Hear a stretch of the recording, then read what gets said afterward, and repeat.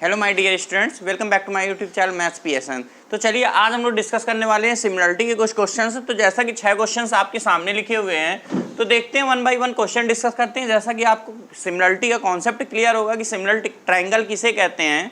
तो जैसे कोई भी दो ट्रायंगल होते हैं, दो ट्रायंगल में अगर दो एंगल इक्वल होते हैं तो वो दोनों सिमिलर ट्रायंगल कहलाते हैं। अब केवल दो एंगल अगर इक्वल हो गए, कोई भी दो एंगल इक्वल हो गए, तो तीसरा एंगल ऑटोमेटिक इक्वल हो जाएगा। तो यानी कि तीनों एंगल इक्वल होंगे तो सिमिलर ट्रायंगल कहलाएगा। तो कहा यह जाता है कि अगर दो एंगल, किसी भी दो ट्रायंगल में दो एंगल इक्वल हो गए तो वो सिमिलर ट्रायंगल कहलाएगा, क्योंकि तीसरा ऑटोमेटिक इक्वल हो जाता है। अब इसमें देखिए, किसी भी ट्रायंगल में अगर किसी एक साइड के पैरेलल लाइन खींच दी जाए, जैसे ट्रायंगल एबीसी है, तो एबीसी में बीसी पैरेलल टू डी खींचा है, तो ये छोटा ट्रायंगल जो एडीई दिख रहा है, कौन सा दिख रहा है आपको? Triangle ADE. और एक बड़ा ट्रायंगल दिख रहा है ए बी सी, तो ए बी सी, ये दोनों सिमिलर ट्रायंगल हो जाएंगे। समझिएगा कैसे हुए, क्योंकि ये छोटा ट्रायंगल ए बी सी है, ये वाला जो ए बी सी है, और जो बड़ा ट्रायंगल ये ए डी ई है, और बड़ा ट्रायंगल ए बी सी है, इसमें देखिएगा ये दोनों पैरेलल लाइन है, इसलिए ये एंगल डी और एंगल बी इक्वल होंगे कि नहीं। स्टार्टिंग में हम लोग ने पढ़ा था कि दो अगर पैरेलल लाइन होंगी, एक तिर्यक रेखा कट करेगी, तो ये दोनों इक्वल होंगे, संगत कोण यानी करस्पॉन्डिंग एंगल कहलाएंगे। इसी प्रकार एंगल सी और एंगल ई दोनों इक्वल हो जाएंगे कि नहीं? एंगल सी और एंगल ई दोनों इक्वल हो जाएंगे। ये दोनों भी क्या है? पैरेलल लाइन है, एक इंटरसेक्ट का एक लाइन तिर्यक रेखा जो इसे कट कर रही है, तो ये दोनों भी पैरेलल हो गए। तो इस छोटे वाले त्रिभुज और पूरे त्रिभुज ए बी सी में अगर दो कोण इक्वल हो गए, ये और ये, तो बताइए ये दोनों सिमिलर ट्रायंगल हो जाएंगे। यानी कि ये दोनों क्या हो गए? एडीई और एबीसी सिमिलर ट्रायंगल हो गए। सिमिलरिटी का ये साइन हो गया। तीसरा कोण जो आपको दिख रहा है वो ट्रायंगल एडीई में ए है और ट्रायंगल एबीसी में ए है। ये दोनों क्या होंगे? आपस में बराबर होंगे। तो ये दोनों देखिए कॉमन है, मतलब तो आपस में बराबर तो होंगे ही। तो यहाँ से ए के बराबर होना चाहिए, डी देखिए बी के बराबर है, डी किसके बराबर है? बी के। देखिए डी किसके बराबर है? बी के। इसी प्रकार ई किसके बराबर हो? सी के बराबर। देखिए ई और सी ये दोनों आपस में बराबर हैं। तो ये दोनों छोटा त्रिभुज एडीई और बड़ा त्रिभुज एबीसी, ये दोनों क्या हो गए? Similar triangle. सिमिलर ट्रायंगल मतलब समरूप त्रिभुज हो गए। तो समरूप त्रिभुज में क्या होती है? इनकी भुजाओं का रेशियो सेम होता है। तो भुजाओं के रेशियो का मतलब यहाँ पर देखो डबल एंगल के सामने 4 लिखा है, और पूरे त्रिभुज एबीसी में बड़े एंगल के सामने कितना हो जाएगा? 4 8 12। तो यानी कि छोटे त्रिभुज की भुजा 4 और बड़े त्रिभुज की संगत भुजा 12। इसी प्रकार सिंगल एंगल के सामने देखिए बड़े त्रिभुज की भुजा 3 और छोटे त्रिभुज के सिंगल एंगल के सामने की जो साइड है वो 3 है। तो बड़े ट्रायंगल में बी के सामने की साइड कितनी होगी? AC होगी। तो इसका रेशियो सेम होगा। इसी प्रकार DE और BC का रेशियो भी इसी के बराबर होगा। किसका? DE, जो ये एंगल बना हुआ है एंगल A, तो छोटे त्रिभुज का DE है, तो बड़े त्रिभुज में एंगल A के सामने क्या है? BC। तो DE और BC इनका रेशियो सेम होगा। क्या समझ में आया? AD और AB का जो रेशियो होगा वही AE और AC का होगा, वही रेशियो DE और BC का होगा। अब यहाँ पर अगर हम आपसे कहें कि देखो यहाँ पर AB इतना है, तो इसके अकॉर्डिंग क्या हो जाएगा? इसी में +1 -1 करके क्या चीज़ आ जाता है कि AD और जो DB का रेशियो होगा वही AE और EC का रेशियो होगा। फिर से समझिए क्या बोला? जो AD और DB का रेशियो होगा, ध्यान से देखते जाइए, AD और DB कहाँ लिखा है? ये AD हो गया, ये DB हो गया। जो इसका रेशियो होगा वही AE और EC का रेशियो होगा। ये एक साइड नहीं है बल्कि एक साइड का पार्ट है। त्रिभुज ABC की जो सी साइड है AB, उसका एक पार्ट है DB। इसलिए AD और DB का रेशियो AE और EC के रेशियो के बराबर होगा, लेकिन ये DE और BC के रेशियो के बराबर नहीं होगा। क्यों? क्योंकि BC जो है वो पूरे त्रिभुज की भुजा है, ट्रायंगल ABC की साइड है, ना कि उसका एक पार्ट है। तो ये चीज़ ध्यान रखिएगा कि अगर ये 4 है, ये 8 है, ये 3 है, तो इसका आंसर हम लोग क्या कह सकते हैं? 6 है। देखिए 4 दूनी 8, 1:2 का रेशियो है, तो ये भी 1:2 का रेशियो होगा। तो ये 3 है, तो ये कितना? 6 हो जाएगा। तो अब देखिए क्वेश्चन कितनी आसानी से सॉल्व हो जाएंगे। अब आप ध्यान दीजिएगा, अगर आपको यहाँ अभी स्टार्टिंग में थोड़ा कम भी समझ में आया है तो क्वेश्चन से आपको पूरा क्लियर हो जाएगा कि अभी तक हम बता क्या रहे थे या बताना क्या चाह रहे थे। ये बात आपको क्वेश्चन से समझ में आएगी। तो चलिए देखते हैं। देखिए इसका रेशियो 4 और 8 यानी 1:2 का है, तो ये भी 4 दूनी 8, 3 दूनी 6, यानी कि ये भी 1:2 का हो जाएगा। तो जो EC होगा वो हमारा 3 दूनी 6 होगा, क्योंकि इसका रेशियो 1:2 का है, तो ये भी 1:2 होगा, यानी कि 4 दूनी 8, तो ये 3 दूनी कितना हो गया, 6 हो जाएगा। इतनी बात समझ में आई। अब हम इसकी बात करें, ये कितना है, तो आप ऐसे कह सकते हैं ये 3 है, ये 6 है, तो टोटल कितना हो गया, 9 हो जाएगा। 3 और 6 कितना हो गया, 9 हो गया। दूसरा मेथड ये भी था, अगर आपसे डायरेक्ट AC पूछा गया, मान लीजिए EC नहीं पूछा जाता, तो आप सीधे से कह देते भाई ये 4 है, ये 8 है, तो टोटल कितना हो गया, ये 12। ये 4 है, ये 8 है, तो टोटल कितना हो गया, ये 12। तो छोटे त्रिभुज की भुजा 4 और बड़े त्रिभुज की संगत भुजा 12, तो 4 तियां 12 ये हो गया। तो इसी प्रकार ये भी 3 गुना होगा, जैसे ये 1:3 का रेशियो, ये भी 1:3 का रेशियो होगा। तो छोटे त्रिभुज की भुजा 3 है, तो बड़े त्रिभुज की संगत भुजा 3 गुना होगी, यानी कि आंसर कितना आ जाएगा, 9। समझ में आया। 4 दूनी 8, तो 3 दूनी 6। अगर इससे कंपेयर करोगे 4 तियां 12, तो 3 तिक्का 9। अब ये बताइए ये कितना होगा, जैसे 4 दूनी 8 लिखा था, क्या उसी प्रकार ये कुछ दिया नहीं है, ये मान लीजिए 5 दिया है, इसकी वैल्यू मान लीजिए दिया है, जो दिया है उसको हमने ब्लू पेन से लिखा है, तो मान लीजिए ये DE की वैल्यू आपसे 5 दिया है। अब आपसे BC पूछा जाएगा, ठीक है, पहले BC नहीं पूछा जाएगा, अब आपसे मान लीजिए BC पूछ रहा है। तो देखिए ये मत सोचिएगा कि 4 दूनी 8 है तो 5 दूनी 10 आंसर आ जाएगा। 10 आंसर इसका गलत है। क्यों गलत है, क्योंकि ये छोटे त्रिभुज की भुजा है, लेकिन ये भुजा नहीं है पूरी पूरी, ये भुजा का एक पार्ट है, जबकि इसमें 5 ये भी भुजा है और ये वाली BC भी क्या है, पूरी पूरी भुजा है। तो पूरी पूरी भुजा लेना है, यानी कि अब आपको इसका आंसर बताने के लिए छोटे त्रिभुज की भुजा 4 है, तो बड़े त्रिभुज की संगत भुजा देखना है, तो कितनी हो गई, 12 है। अब आपको ये कहना है छोटे त्रिभुज की भुजा और बड़े त्रिभुज की संगत भुजा का जो अनुपात है वो 1:3 का है। 4 तियां 12 होता है, तो ये भी 1:3 में होगी। ये 5 है, तो 5 तियां 15 आंसर आएगा। तो आंसर 10 ना आके आंसर कितना आएगा, 15। ये चीज़ ध्यान दीजिएगा। 4 दूनी 8, 3 दूनी 6, इतना कहना तो सही है, लेकिन अगर आपने 5 दूनी 10 कह दिया तो गलत हो जाएगा, ठीक है, क्योंकि ये भुजा है, पूरी पूरी भुजा का एक पार्ट नहीं है। तो जैसे यहाँ 4, अब आंसर होगा तो क्या होगा, तो ऐसे कहेंगे ये 4 है और पूरी पूरी भुजा 12 है, यानी कि 4 तियां 12, तो भी 5 तियां आपका पूरा पूरा आंसर आएगा 15। इतनी बात क्लियर हुई कि नहीं। ये पूरा पूरा आपका जो है यहाँ पर ये पूरी पूरी साइड का रेशियो होगा। छोटे त्रिभुज की भुजा 5, तो बड़े त्रिभुज की संगत भुजा 3 गुना है। जैसे यहाँ 4 है, तो बड़े त्रिभुज की संगत भुजा पूरी पूरी 12 है, तो 4 तियां 12। तो यानी कि छोटे त्रिभुज और बड़े त्रिभुज, छोटा ट्रायंगल और बड़े ट्रायंगल की जो साइड का रेशियो है वो 1:3 का है, 3 टाइम्स है, यानी कि कह सकते हैं। तो 5 तियां ये कितना हो जाएगा, 15 हो जाएगा। समझ में आई बात। अब आते हैं अगले क्वेश्चन में। अगला क्वेश्चन देखिए, सेकंड क्वेश्चन में आप ध्यान से देखिए, यहाँ पर AD और DB का रेशियो 2:3 दिया है। सेकंड क्वेश्चन ध्यान से देखिए, अब जल्दी करेंगे हम लोग आंसर, जल्दी बताएंगे। AD और DB का रेशियो कितना है, 2:3। इसको 2 मान लो और DB को 3 मान लो। कह रहा है DE और BC का रेशियो क्या होगा। समझ में आया। अब देखिए आप सभी लोग आंसर दे सकते हैं अगर आपको पिछला क्वेश्चन अच्छे से समझ में आ गया है।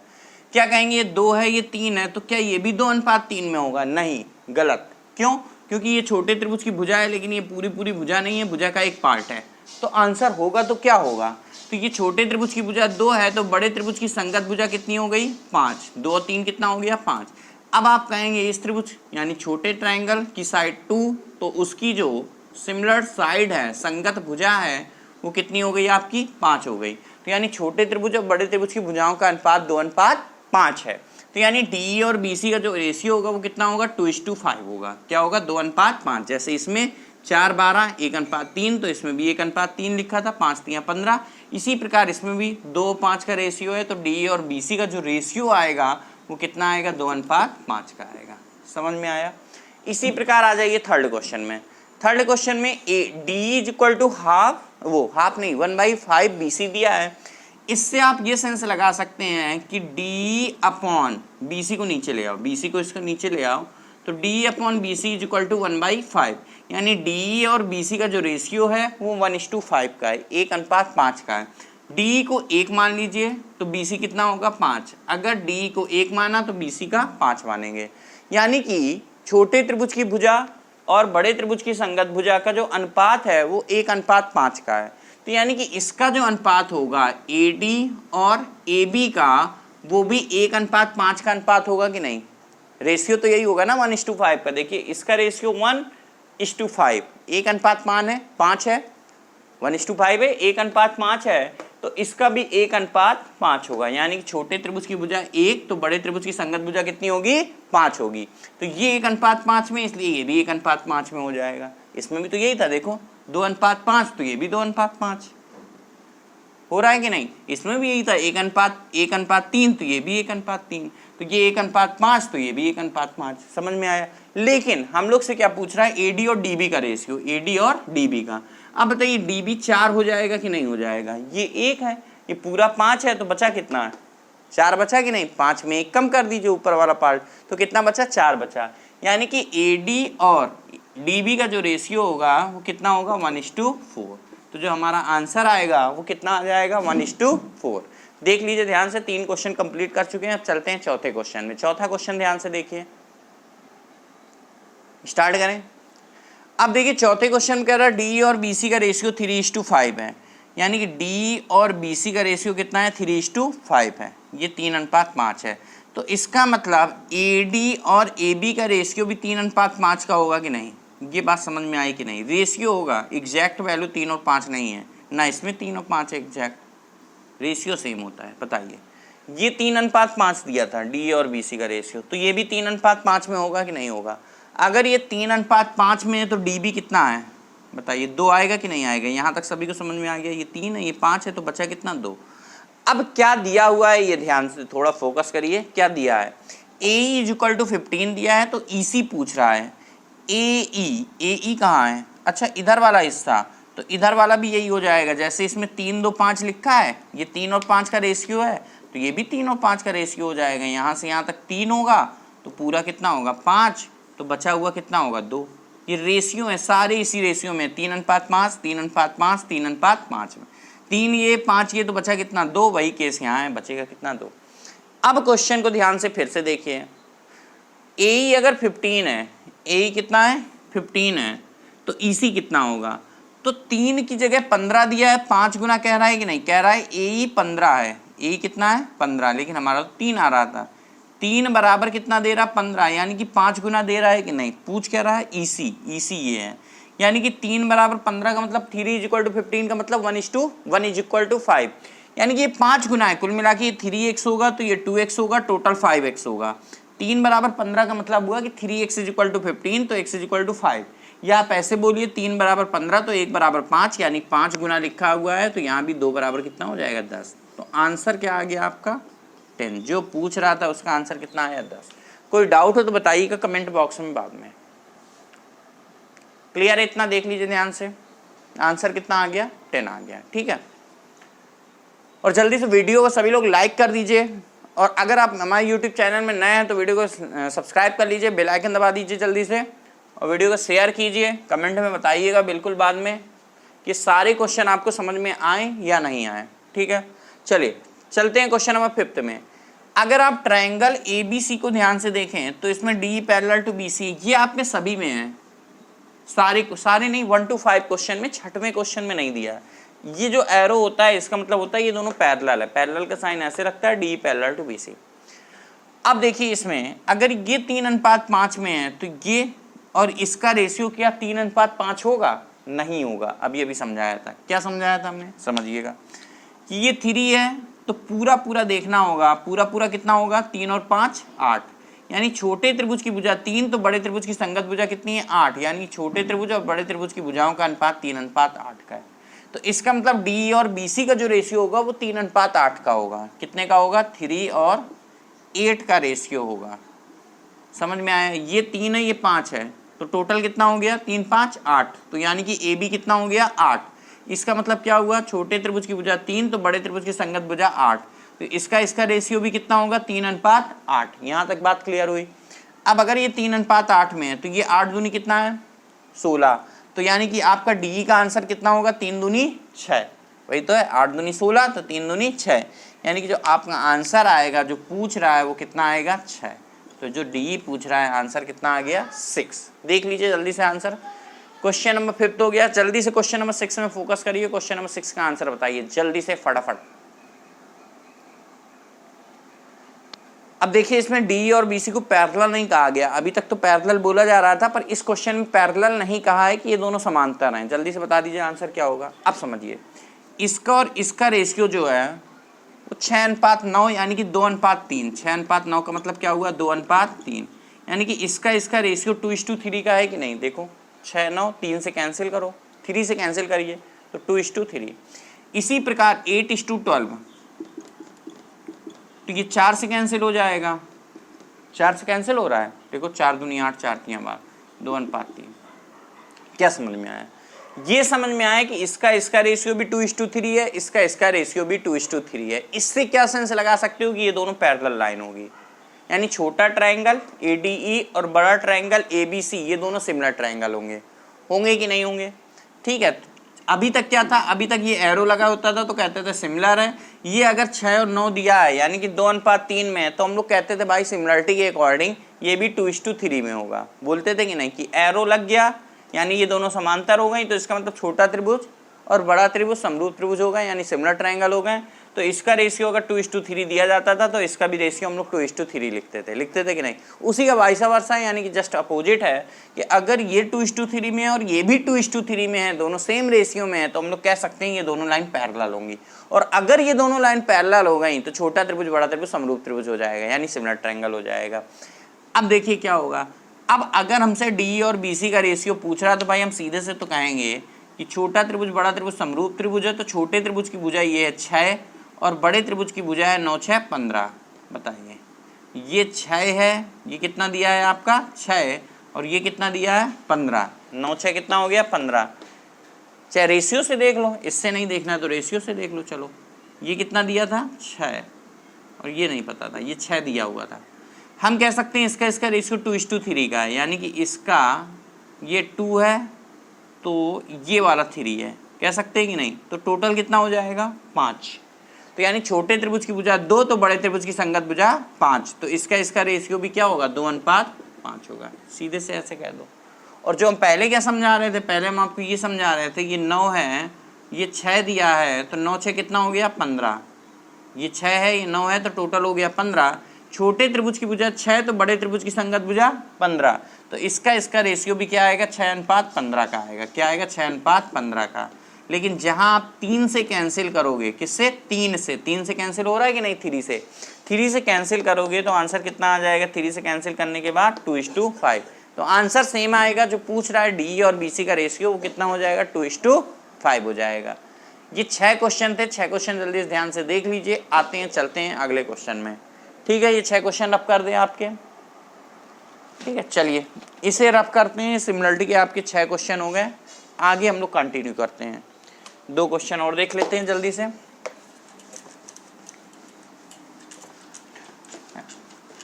सातवां और 8वां क्वेश्चन सिमिलरिटी का है। नेक्स्ट क्लास में हम लोग पढ़ेंगे 2 समरूप त्रिभुज के क्षेत्रफल, उससे रिलेटेड क्वेश्चन करेंगे। चलिए कौन सा था 7वां क्वेश्चन, क्या मान लें, थोड़ा सा इधर लिखें।